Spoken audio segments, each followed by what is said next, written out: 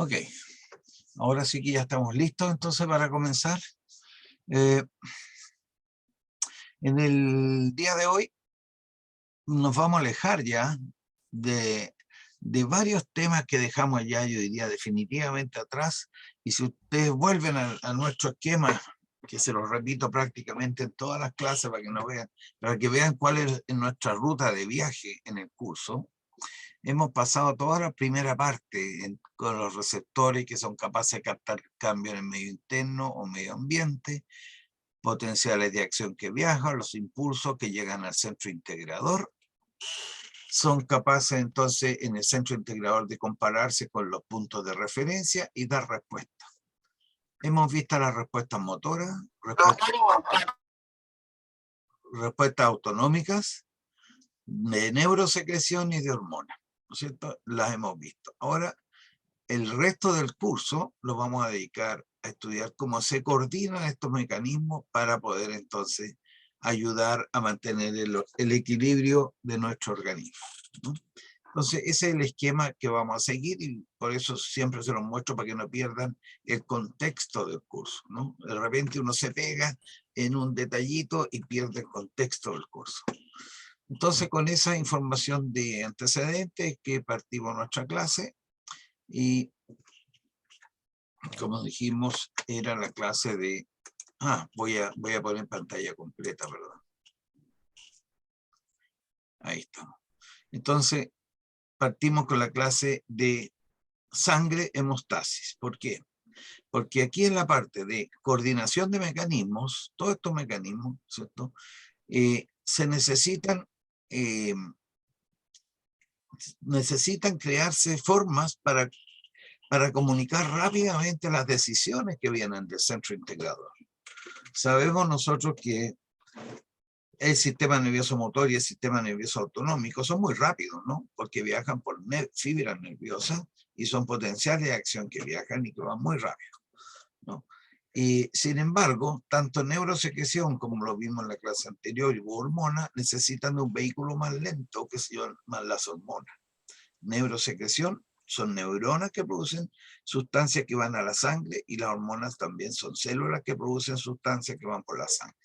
Por lo tanto, podría uno dividir esto en dos. ¿Sabe? Estos son mecanismos rápidos los que están al lado izquierdo y estos son mecanismos no lentos, pero más lentos que los mediados por el sistema nervioso, ¿no? Entonces, el organismo tiene que coordinar toda esa información. Y para eso coloca frente, al lado, mejor dicho, de estos mecanismos rápidos, coloca un sistema que permite ahora rápidamente entregar los productos a los tejidos determinados. Ya vimos que las hormonas, por ejemplo, los productos de neurosecreción, viajan por la sangre y actúan donde existe el receptor. Viajan por todo el organismo, pero solamente actúan donde existe el receptor. Entonces, vamos entonces con el primer capítulo, que son las funciones de la sangre, como tejido encargado de coordinar estos mecanismos, ¿no? Si ustedes miran acá, la sangre ayuda a mantener la hemostasis, lo que les decía recién, ya que es el medio de transporte de moléculas y de comunicación entre células, tejidos y órganos, ¿no? Ahora, ¿cómo está compuesta la sangre? Lo vamos a ver. ¿Cómo es capaz de mantenerse intacto este sistema de comunicación? Porque viaja por vasos sanguíneos, ¿no? Pero tiene la capacidad de autorrepararse, ¿no? Y también el otro mecanismo importante es cómo se produce la coagulación de la sangre, que también está asociado con un mecanismo de protección. Finalmente, una tercera respuesta que vamos a ver de este sistema, no son las únicas, ¿no? Es la participación de la sangre en la respuesta inmune, ¿no? Hay otras funciones, por ejemplo, como transportar gases, que lo vamos a ver en el sistema respiratorio renal, transporte de electrolitos, que los vamos a ver cuando veamos sistema renal y todos los otros tejidos, y regulación de pH cuando estudiemos el equilibrio de bicarbonato y CO2. O sea, son algunas otras funciones que definitivamente no podríamos ver ahora, sino cuando veamos el capítulo correspondiente, ¿no? Entonces, con eso nos quedamos como reto de estos 4 primeros puntos para las 2 primeras horas de clase de hoy día, ¿no? Es bastante. para partir ubicándonos, ¿no? Yo creo que a mucha gente de ustedes le han sacado sangre, ¿no? Han tenido que sacar sangre, ya sea para un análisis, ya sea porque son dadores de sangre, ya sea por cualquier razón, ¿no? Pero le han sacado. Y es relativamente simple lo que se hace con la sangre. Ya, si ustedes le pinchan acá, les hagan un tubo con sangre, se centrifuga y al término de la centrifugación, no más de 10 minutos, obtienen esto que ustedes ven en un tubo acá. Al centrifugar, todo lo que es más pesado se va a ir al fondo del tubo y lo que es más liviano va a quedar arriba. Y les queda esto. Más o menos los colores son relativamente parecidos. Una fase que está hacia el fondo del tubo, que es relativamente oscura, rojo y un rojo más oscuro. Después una capa delgadita aquí, que casi ni se ve, pero delgadita más blanquecina, y después un líquido amarillento que está en la parte superior, ¿no? Esas son más o menos las partes de las capas en que... Entonces aquí dice, la sangre es un tejido compuesto por células, que son los elementos figurados, y un líquido intercelular denominado plasma. O sea, cumple con todas las condiciones de ser un tejido. Es un tejido líquido porque tiene pocas células por unidad, por centímetro cuadrado, no por unidad, perdón, centímetro cúbico. Pocas, entonces están flotando en el líquido intersticial, si queremos hacer una analogía, ¿no? Y el líquido intersticial, como dices, o intercelular, se llamará plasma, y estas son células de distinto tipo. Ahora, lo que normalmente se hace es que se llena un capilar, es un capilar graduado de 0 a 10, y el que se centrifuga. Por lo tanto, cuando se llena un capilar de 0 a 10, cada centímetro va a ser una cierta cantidad del total. Un centímetro es un décimo del total. O si quieren, si esto es 100, es 10%. No sé si lo captan. Bueno, al centrifugar y obtener esta fase, que es lo mismo que se muestra al lado izquierdo acá del tubo, ustedes tienen que la capa inferior, que es más roja, son los eritrocitos. Y cuando se mide cuántos centímetros avanzó o cuántos milímetros avanzó para allá, avanzó aproximadamente como promedio un 45%. Claro, un 45%.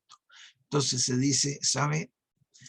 Hay un 45% de eritrocitos, porque son rojos y corresponden a los eritrocitos cuando se ven a la microscopía electrónica, a la microscopía de luz corriente.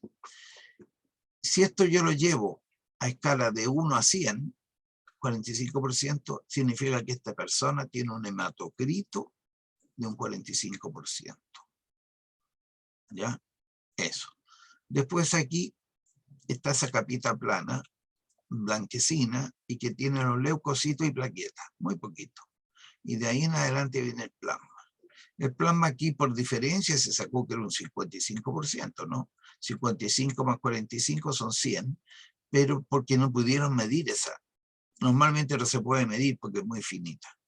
O sea, esto podría ser un poquito menos de 55, pero no se considera. Entonces, normalmente, acostumbremos a decir que en el plasma es un 55%, 45% eritrocito, y que el hematocrito, es decir, el porcentaje de glóbulos rojos, ¿ya? En 100 ml de sangre, 100 ml de sangre, porque lo ponemos porcentual, es un 45%. ¿Ya? Eso es una medida que normalmente ustedes la están escuchando. Ahora, ¿qué es lo que va en estas partes?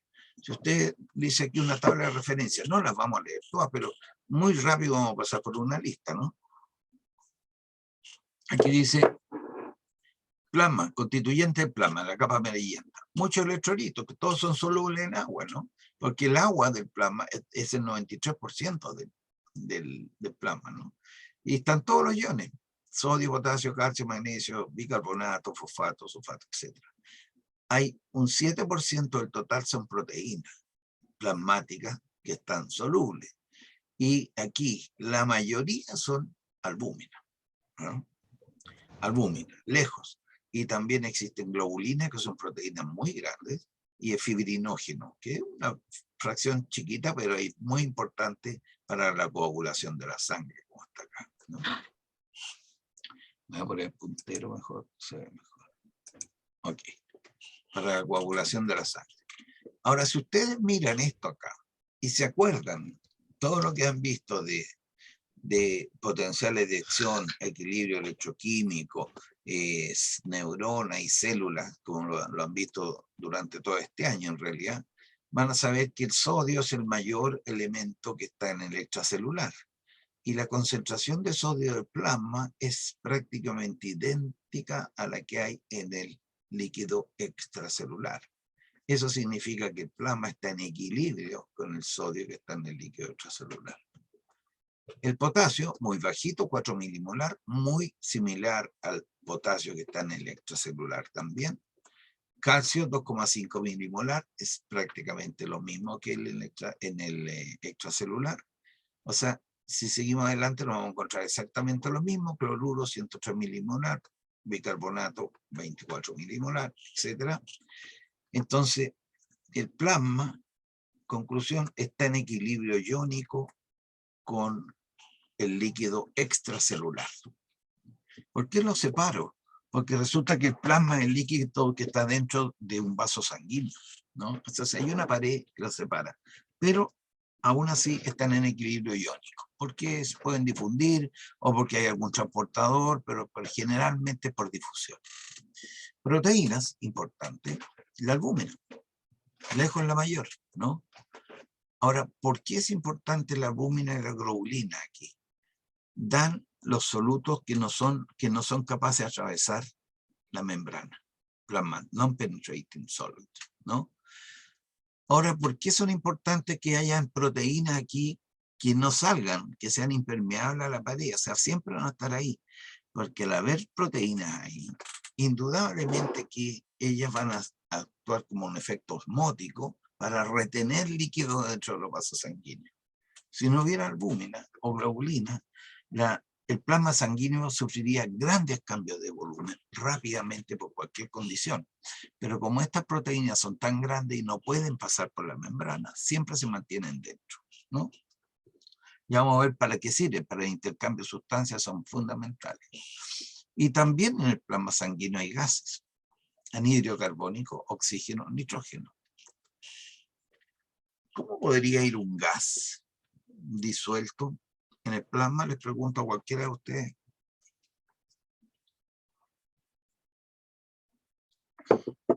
¿Podrían decirme ustedes que se van a fisicoquímica después en clases?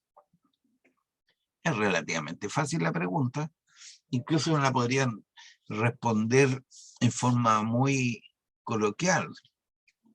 Profe, no estoy seguro, sí, pero debe ser porque igual esos gases pueden ser productos de otras reacciones metabólicas.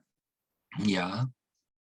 Y eso significa que al ser producto de otras reacciones metabólicas, se van a producir y van a desaparecer, o por qué se mantienen en solución. Eso es lo interesante. Porque igual pueden ser precursores de otras reacciones, como para que a veces el cuerpo tiende como a utilizar igual lo que produce de otra reacción. Ya, la pregunta se la hago directamente en términos de física o de físico-química mejor. ¿Los gases pueden estar solubles en líquidos? Con la suficiente presión, según yo, sí. Ya, me parece estupenda la respuesta, ¿no es cierto? Depende de la presión del sistema. Ahora, si la presión es 0, ¿no estarían en solución entonces? Porque estoy pensando que a lo mejor la sangre se podría llenar de burbujas, ¿no? Y eso sería mortal.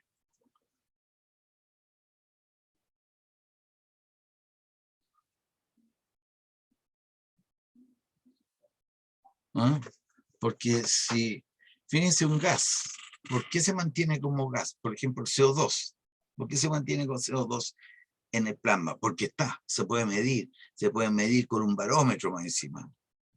Es una forma de decirlo fácil, ¿no? Pero hay un sistema de medición de gases muy antiguo que todavía en algunos hospitales públicos lo usan.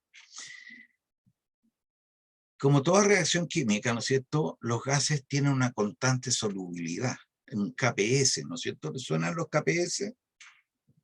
Constante solubilidad de un gas en líquidos. Y eso significa que un gas por equilibrio puede estar una fracción disuelta y otra está como gas y la otra está disuelta como un producto químico que es soluble en agua. Por ejemplo, bicarbonato más protón es igual a ácido carbónico. Y el ácido carbónico está en equilibrio con el CO2 plasmático, con el CO2. Hay un equilibrio y hay un KPS, una constante solubilidad, que indica si la ecuación va hacia un lado y otro lado. Por lo tanto, si yo tengo, por ejemplo, 1 milimolar de CO2 disuelto como gas, yo significa puedo calcular cuánto bicarbonato y protón está disuelto para equilibrar esa reacción. Reacción química, nada más. Y si tengo el KPS de esa reacción, puedo decir si ese está en equilibrio o no.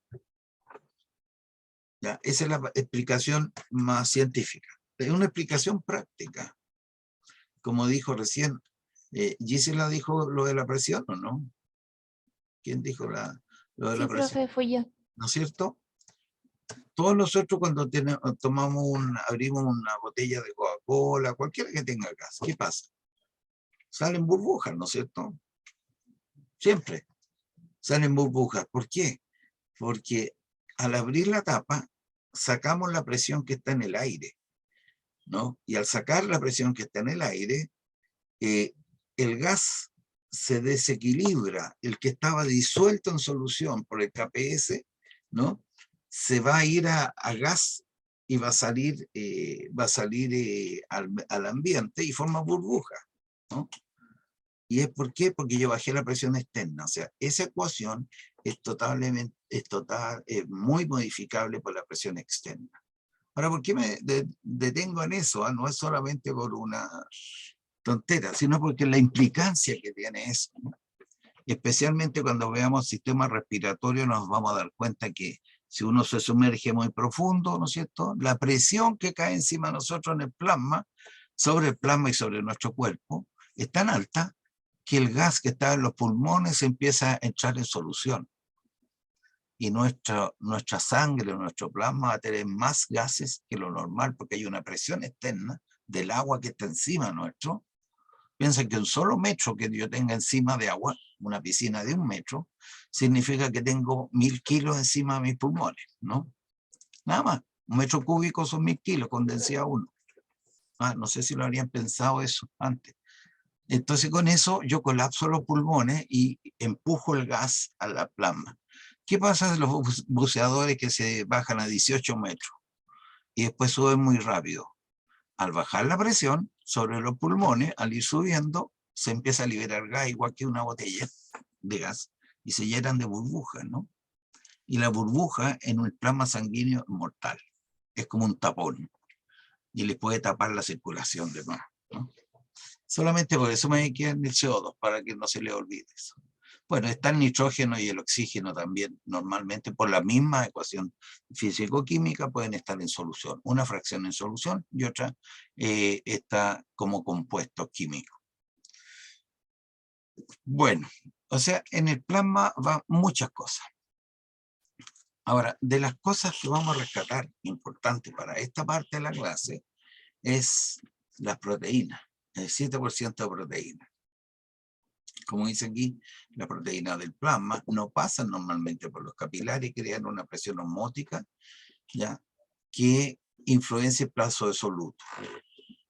Fíjense en este tubo, que sería un capilar sanguíneo, con una pared muy delgada, y va a venir el flujo sanguíneo con una cierta presión que va a comandar acá. Supóngase que la presión sanguínea aquí sean 40 milímetros de mercurio. ¿Qué significa eso? Que si yo tengo 25 milímetros de mercurio, que es lo que estaría aquí afuera, 25 milímetros, ¿no?, hay un gradiente de presión. Si hay un gradiente de presión, las cosas que están más concentradas aquí y que sean solubles, ¿no?, a través de la membrana van a salir.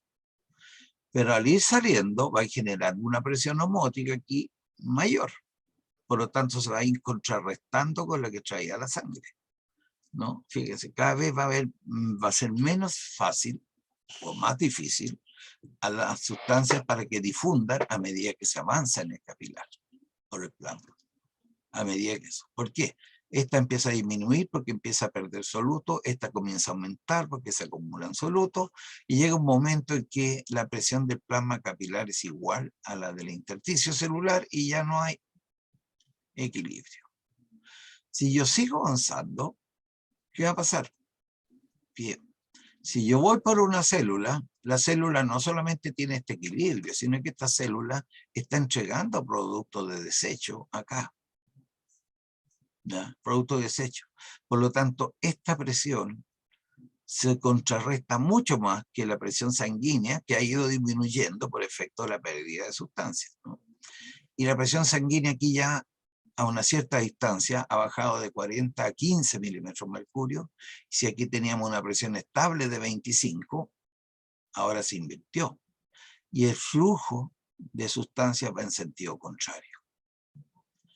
Cuento corto, esto se puede graficar como está acá, ¿no? Cuento corto, lo que va en un capilar aquí y que está en mayor concentración que en el intersticio celular, al inicio su entrada a los tejidos difunde para allá.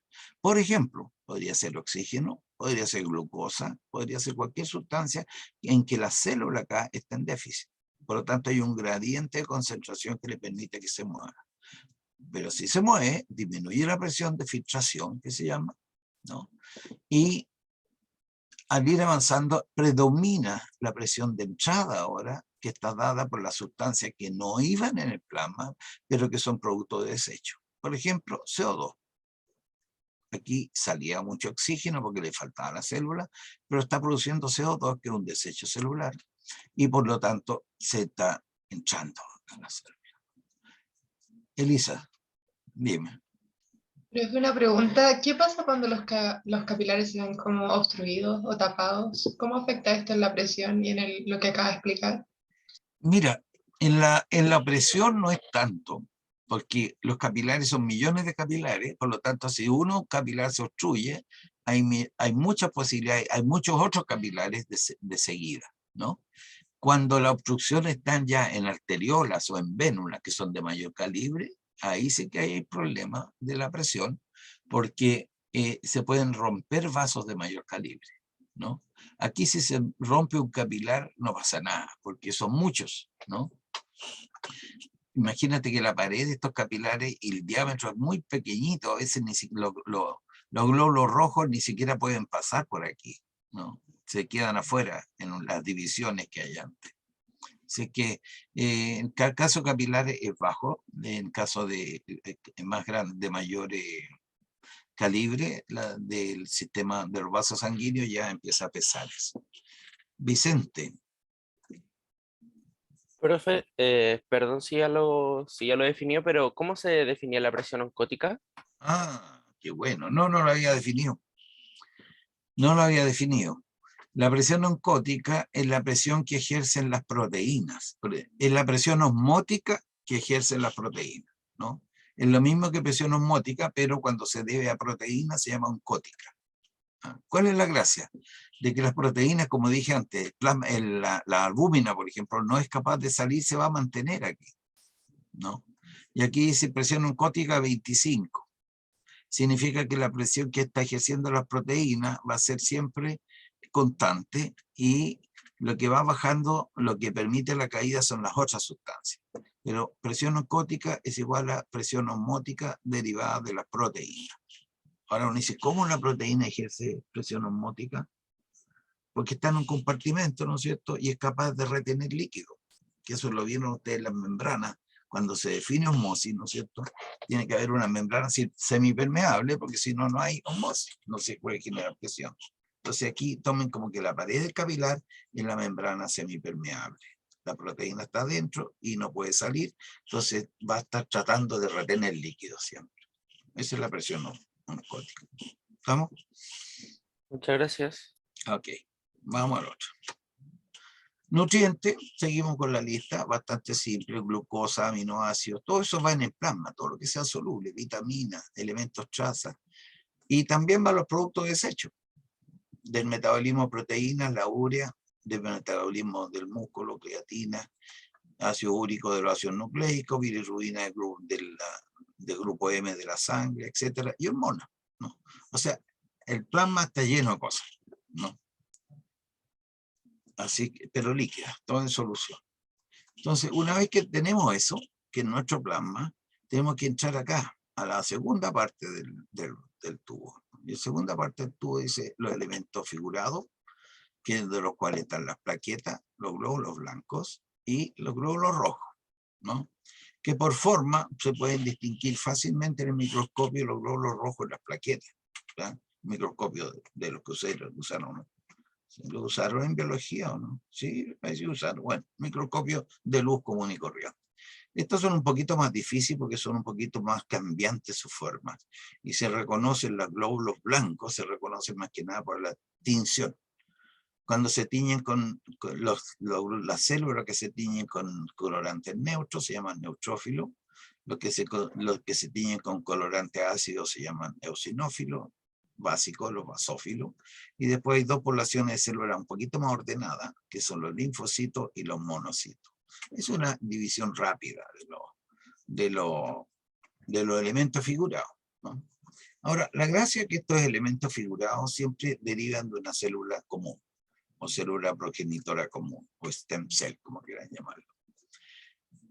En el caso de las células que están en el tejido sanguíneo, que serían los glóbulos blancos, plaquetas y glóbulos rojos, también nacen de esta célula común, que se deriva hacia una célula madre mieloide, que va a dar origen a una fracción de glóbulos blancos, a las plaquetas y a los eritrocitos, y otra fracción de células que va hacia las células linfoides, linfoblastos y linfocitos, ¿no? Entonces, esa es también una primera pregunta. Es, bueno, ¿cómo sabe esta célula que tiene que ir para allá o para acá?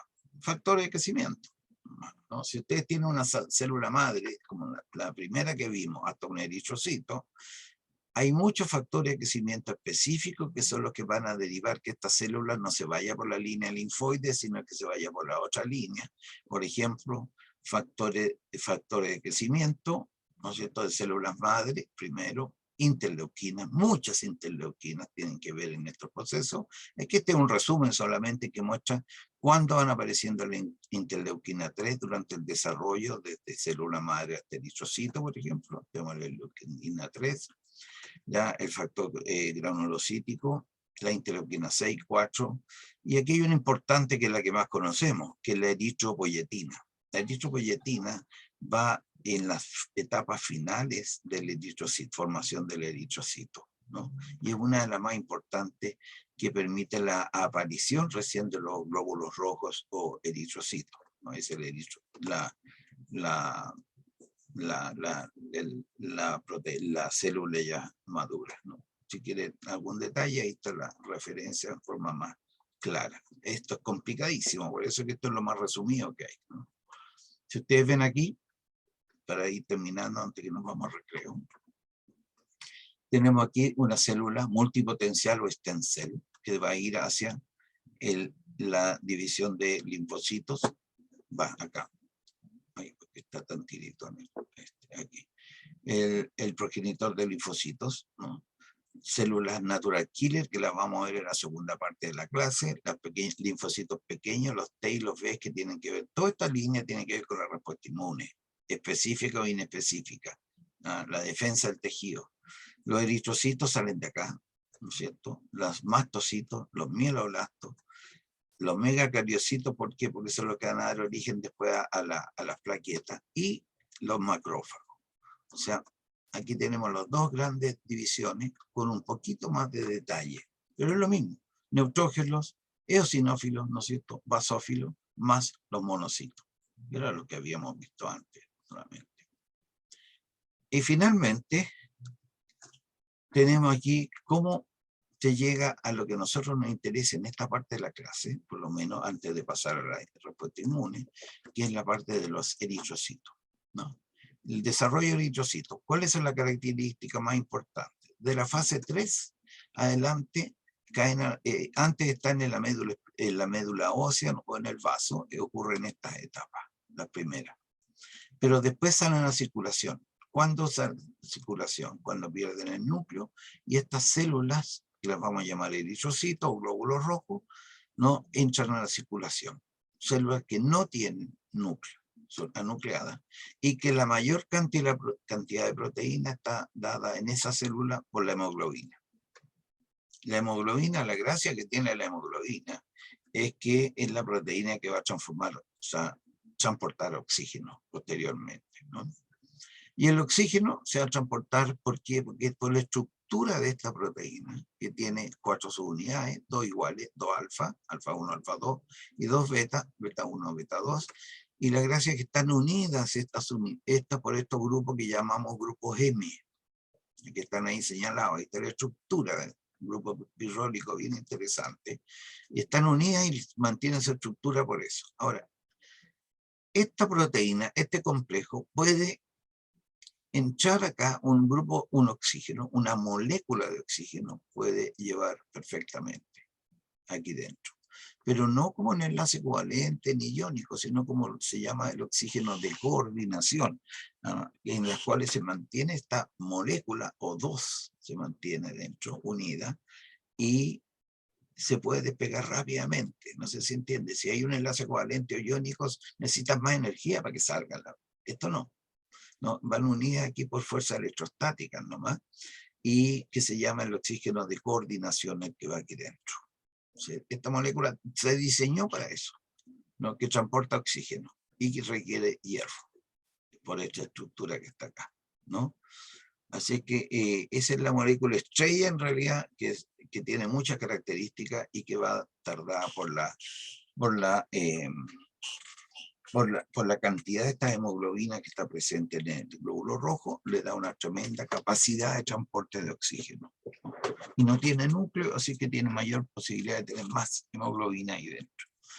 En la vida media de esa molécula es bastante corta, del glóbulo rojo es relativamente corta, es más o menos 120 días dura un glóbulo rojo circulando, desde que se sintetiza, ¿no es cierto?, hasta que muere, y se sintetiza en la médula ósea, ¿cierto? Los glóbulos rojos, finalmente, todo eso. La eritropoyetina, que es la hormona que favorece la producción de glóbulos rojos, se produce en el riñón, ¿no? Y el riñón tiene un sensor de oxígeno que detecta cuando el oxígeno es bajo, el que va en la sangre, estimula la producción de eritropoyetina para que se estimule la producción de los glóbulos rojos y por lo tanto aumente la producción de oxígeno. Esa es la forma más simple de explicar el papel de los glóbulos rojos para el transporte de oxígeno. O sea, se producen células que tienen una gran capacidad de transporte.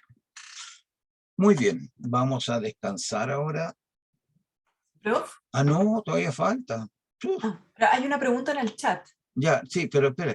Ya. Yo pensaba que terminaba un cuarto para las 11, que la otra vez me quedé traumatizado porque le hice como 10 minutos extra y tenía que irse físico-química. Ya, pregunta al chat. Tenemos 15 minutos todavía. Vamos a ver, ¿qué dice? ¿Se la leo o se Sí, la sí, alcanza a porque ver? ahí que la encuentro, Mónica, gracias. Ya, dice, ¿puede transportar 4 moléculas de oxígeno a la vez? O sea, se refiere al glóbulo rojo. ¿Cuántos oxígenos de coordinación en el fondo van por glóbulo rojo? No, por molécula de hemoglobina van un oxígeno o dos, y como son 4 unidades, puede llevar 4 o 2. ¿Entienden? Si quieres, vamos al dibujo. ¿Cómo vuelvo atrás? Va. Ahí. Aquí va 1, 2, 3, 4. ¿Ya? Hay 4 moléculas de M, que es lo que está acá, y transporta cada una un O2. Por lo tanto, uno diría 4 moléculas de oxígeno molecular, ¿no? Eso es lo que lleva, porque no lleva O menos 2, no es lo que lleva un oxígeno molecular. ¿Mm? Ya, vamos. Entonces, lo que habíamos visto aquí, 2 personas más vieron la mano, Bernardo Mella y Vicente Gutiérrez. Vicente Gutiérrez parece que está primero. No, profe, se me había quedado la mano levantada de antes. Ya. Bernardo, Profe, también, lo mismo. no, yo no. A mí me queda una duda. El eritrocito sale a la sangre a la circulación una vez que ya es eritrocito, porque usted dijo que es cuando pierde el núcleo, Sí, pero eso es como eritrocito o antes como reticulocito. no, sale inmaduro, obviamente, pero imagínate que ese eritrocito dura más o menos 120 días trabajando, pero está en la etapa final ya para empezar a funcionar. Ah, ya, Hay eritrocitos que son inmaduros, pero piensa tú que están cayendo 5 millones al día. claro. Ya. Ya. Entonces, esto que está dibujado aquí se indica perfectamente ahí que hay una caída de oxígeno que se detecta en los riñones, aumenta la producción de eritropoyetina, aumenta la eritropoyetina plasmática, la producción eso va a la médula ósea, aumenta la producción de eritrocitos, aumenta la hemoglobina, obviamente, plasmática, y aumenta entonces la capacidad de transporte de oxígeno. Entonces, ese circuito está manejado por el riñón, curiosamente, ¿no? Y las personas que tienen problemas renales siempre va asociado con una anemia, ¿no? Especialmente el cáncer renal. ¿Por qué? Porque pierde la capacidad de producir eritropoyetina, y al producir eritropoyetina, ¿no es cierto?, va a caer la producción de glóbulos rojos. Más del 90% de la eritropoyetina es de origen renal y un 10% es de origen hepático, del hígado.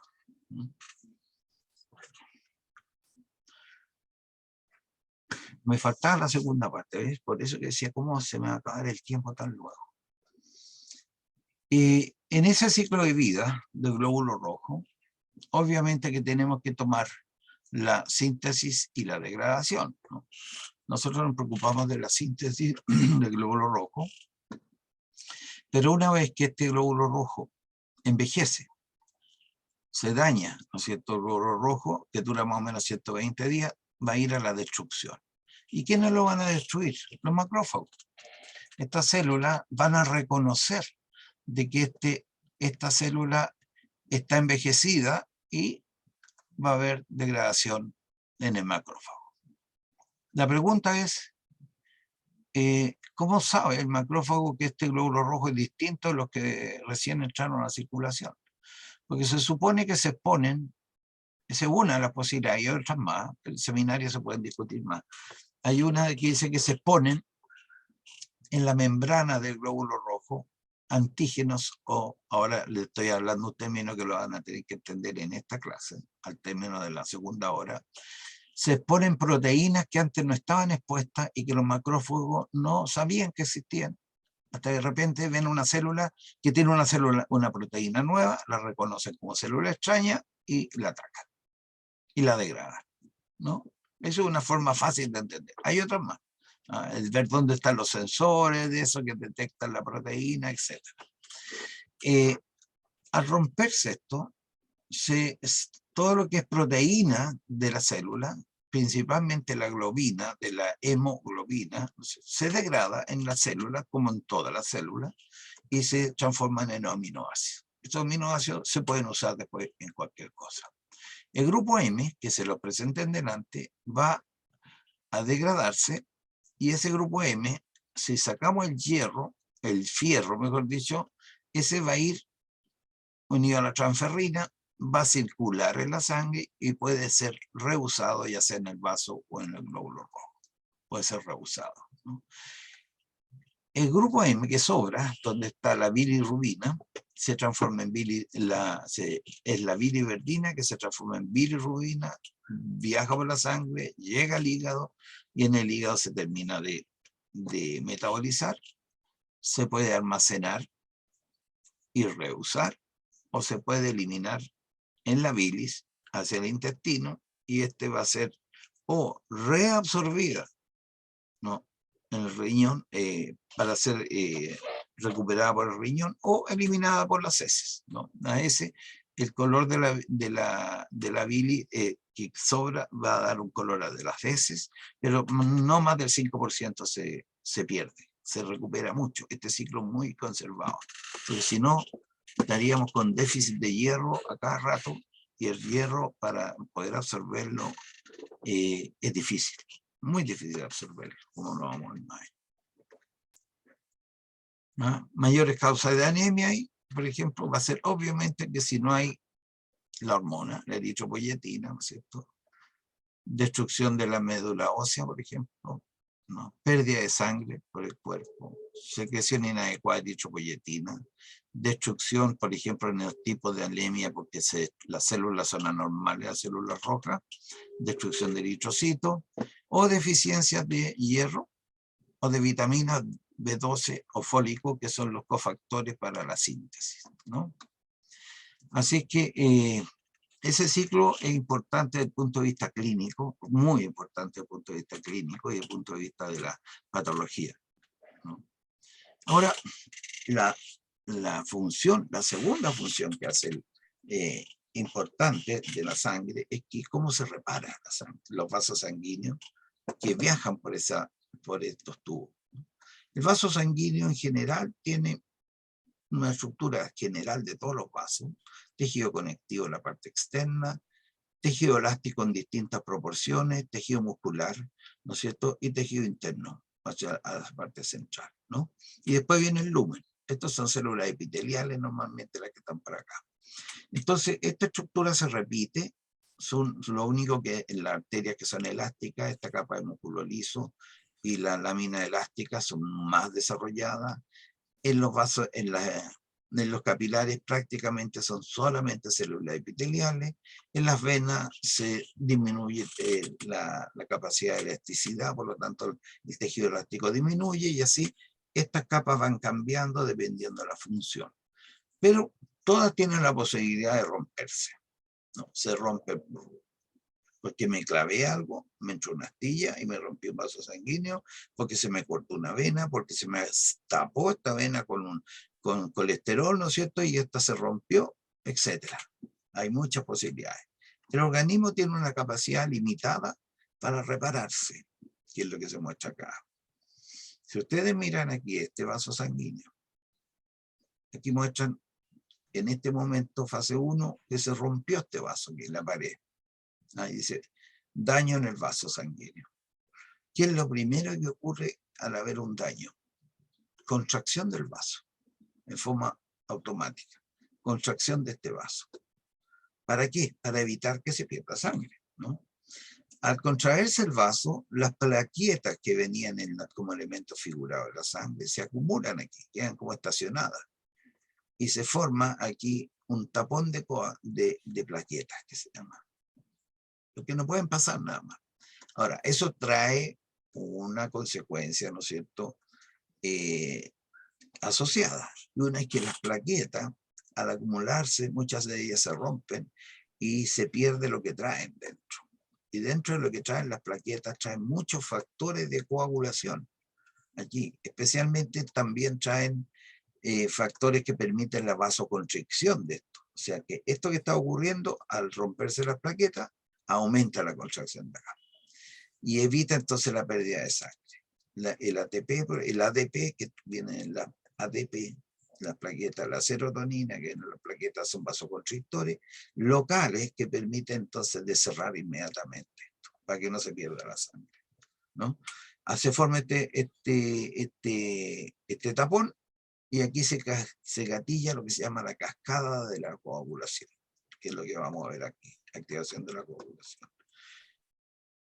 Como esto no puede seguir forever, ¿no es cierto? Porque se sigue en una cascada de feedback positivo, o sea, no tiene regulación, salvo que aparezca un mecanismo que haga lo contrario, pero no hay un feedback, como en los otros sistemas que ven ustedes, como los hormonales.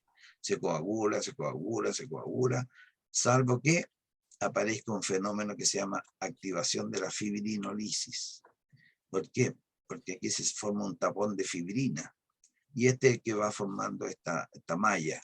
Entonces, cuando esto se produce, inmediatamente se empieza a destruir la fibrina. ¿Por qué? ¿Por qué? Porque resulta que si no, se iba a tapar, ¿no? Entonces, se activa la coagulación y después la destrucción del coágulo. Dos cosas que van juntas.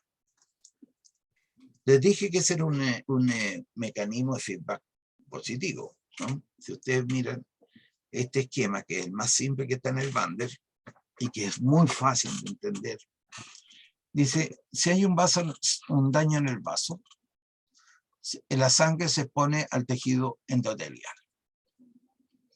¿Qué significa eso? Si se rompe el endotelio, la sangre va a tener contacto con el tejido que está alrededor. Y ahí hay proteínas que estaban inactivas y que se activan.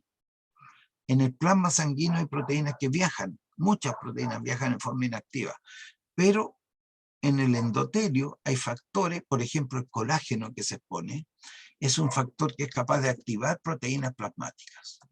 Y estas proteínas plasmáticas al activarse se transforman en enzimas activas que van a ir a activar una segunda proteína plasmática, que la van a transformar en proteína enzima activa, que va a ir a actuar sobre otra proteína inactiva, pero aquí le pusieron nombre porque es importante, que es una proteína que normalmente está en la sangre, pero en forma inactiva, y que se llama protrombina, y que se active esa forma en trombina. Ahora, ¿por qué esto es importante? Fíjense, la trombina per se tiene 3 efectos al tiro. 3. Uno, feedback positivo, gatilla esta cascada, que se siga aumentando, aumentando. Una vez que se gatilla, trombina, trombina, aumenta la trombina, aumenta la trombina. ¿Y qué está haciendo la trombina? Además de que ser un feedback positivo. Un segundo efecto es que la trombina es capaz de actuar sobre el fibrinógeno, ¿no? Que también está inactivo y está presente en el plasma sanguíneo y lo activa, es decir, lo transforma en fibrina. Y la fibrina dice fibrina laxa, o sea, una malla así como la que se ve en el dibujo, que ustedes ven aquí al lado derecho, de fibrina.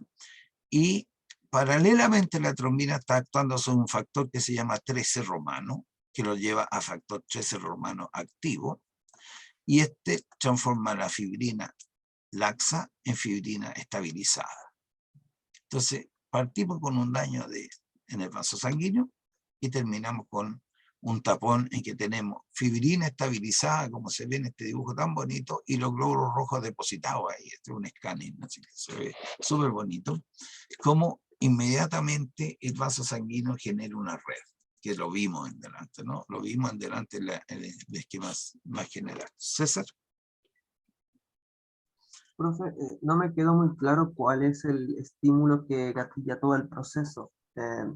Si es que la exposición a un factor externo o si meramente detecta las células muertas en las proteínas que viajan por el sistema.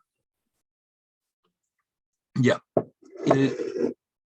En la próxima diapositiva sale, pero en todo caso lo que vamos a ver es de que hay un daño en el vaso sanguíneo. Al romperse un vaso sanguíneo, se expone la segunda capa, ¿no es cierto? Dijimos, el vaso sanguíneo endotelio, el otro. Y ahí hay colágeno. Y el colágeno es el factor activo para que una proteína que normalmente estaba inactiva pase a enzima activa, ¿no? Y ahí parte la cascada. O sea, no hay células muertas aquí. Los glóbulos rojos están enteritos, ¿ya? Y están funcionando. Lo que pasa es que se rompió esto en forma manual o en forma casual. Eso es. ¿Quién más dice antes que nos vamos a recreo? Vicente y después Elisa. Profe, tengo una consulta. Usted dijo que la trombina activaba la fibrinogen. ¿Cómo se llamaba ese proceso en español? ¿Fibrinogénesis? La fibrinogénesis, no sé, fíjate, yo creo que es la activación de fibrinógeno. Ah, ya. ¿Ah? Ya, es que no sabía cómo anotarlo en mi apunte. Ya. Gracias. Yo creo que las traducciones la usa la gente, pero fibrinogénesis no sería porque sería síntesis de proteína por definición. Y esa está presente, está inactiva nomás. Elisa. Hay otras preguntas también en el chat. ¿Sí? ¿Se las leo? Está Elizabeth primero. Elisa. Sí, Elisa tiene una pregunta. Sí, es que te la puse en el chat, pero la pongo aquí. Profe, se supone que cuando uno vive a cierta altura cambia la presión, entonces cambiarían todas las condiciones que explicó hace unas diapos. Entonces mi pregunta es que si vivimos en mucha altura a nivel del mar, las concentraciones de hemoglobina deberían aumentar por la falta de oxígeno, ¿no? Y muy interesante, pregunta de seminario normalmente esa, porque ¿cómo responde el organismo a distintas alturas, ¿no es cierto? Y normalmente hay varias cosas que pesan ahí, pero una de esas es la concentración de hemoglobina, especialmente las personas que viven acá, ¿no? Las que viven a nivel del mar y que después se suben, lo que hacen es estimular la producción de hemoglobina, más que nada, de eritrocitos, obviamente. Eso es lo más importante. Ahora, ¿cómo lo estimulo lo más rápidamente posible? Si el proceso no es tan rápido, para eso está la medicina y el deporte, para eso. Los cambios de presión y todo eso artificial, incluso los pueden preparar antes de llegar. Eso. ¿Cuál es otra pregunta del chat? Antes De Diego Mánquez, que dice, ¿qué le pasa al glóbulo rojo cuando envejece? O sea, ¿comienza a funcionar mal? El glóbulo rojo sigue funcionando porque la hemoglobina es la que hace el trabajo, ¿no? Lo que hace es que la membrana del glóbulo rojo es la que empieza a perder su estructura, empieza a exponer proteínas que antes no estaban expuestas y entonces se reconocen como glóbulos rojos envejecidos, que ya pasaron un cierto uso.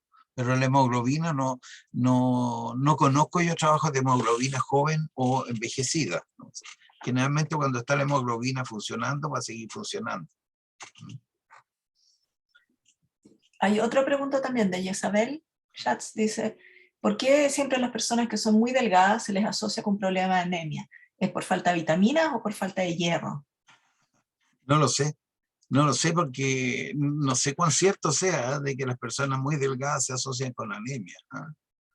No lo sé realmente, no puedo responder esa pregunta. A lo mejor alguien puede tener alguna idea, ¿no? Pero yo conozco muchas personas delgadas que no son anémicas. Sí, yo creo que hay cierta asociación cuando la gente está malnutrida y debido a eso es muy delgada, probablemente tiene asociada una anemia por un problema de malnutrición, pero no, quizás no en las personas que constitutivamente, genéticamente son delgadas, ¿no? Hay gente que es muy flaquita, pero se alimenta súper bien, entonces no va a ser anémica. Pero la gente que sufre por alguna razón malnutrición, ahí sí, son flaquitas porque no comen y no reciben el hierro adecuado. Sí. En realidad la anemia ferropriva es la más conocida, por falta de fierro. Profe, ahí no podría tener relación el metabolismo y la falta de oxígeno como para la reacción metabólica del procesamiento del alimento. No creo. Para el procesamiento del alimento no. Para las condiciones de oxigenación sí. Y a lo mejor, no sé si eso cae en que el metabolismo vaya a caer por eso. Se fallan otras condiciones antes, mucho antes. Bueno, descansamos los 5 minutos antes que... Porque aquí hacíamos un 5 minutos de descanso, o 10 minutos me pidieron otra vez. Así que no importa que partamos atrasados, 10 minutos, a las 11:15 seguimos. Y seguimos hasta donde podamos. Ok, descanso hasta las 11:15.